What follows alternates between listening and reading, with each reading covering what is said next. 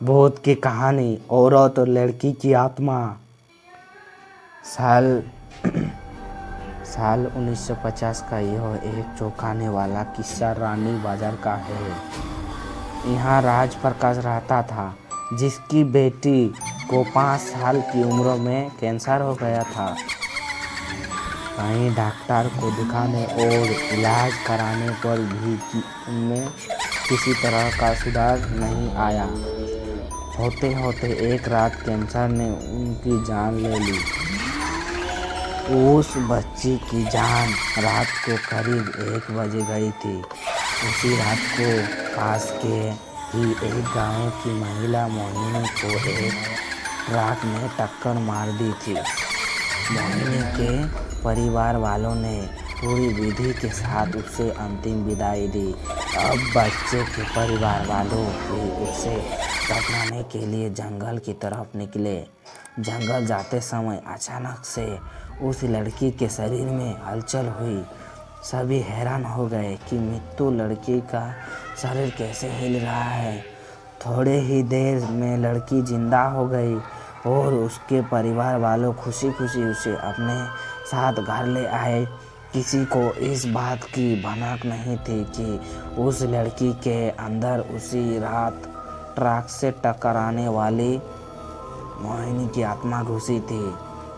बच्चे जब से मौत से लौटकर आई थी, तब से ही उदास और चुपचाप एक कोने में बैठी रही। माँ ने उसे खुद अपने हाथों से खाना खिलाया और मामा के घर लेकर जाने की बात कही। खाना खिलाकर उसे अच्छा से तैयार करके वह उसे अपने मायके ले गई। रास्ते में वह बच्चे जैसे ही उस ट्रक के हादसे वाली जगह पहुंची तो उसने अपनी माँ को कहा कि मेरा गांव इधर है। माँ ने उसकी बात पर बिल्कुल गौर नहीं किया और उस बात को हंसी में टाल दिया।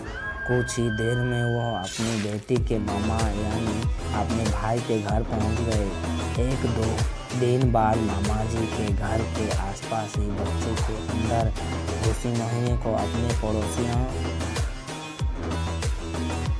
पड़ोसी सिमरन दिखी। उसने जोर से उसे नाम से पुकारा। सिमरन ने पलट कर देखा तो एक छोटे बच्चे थी। उससे बड़ी हैरानी हुई कि इस लड़की को मेरा नाम कैसे पता है। तभी मोहिनी ने अपने साथ बीती सारी बातें उसे बता दी। उसने कहा कि मेरे परिवार वालों ने मेरी मौत से ही पहले मुझे जला दिया था, इसलिए मेरा आत्मा भटक रहा है।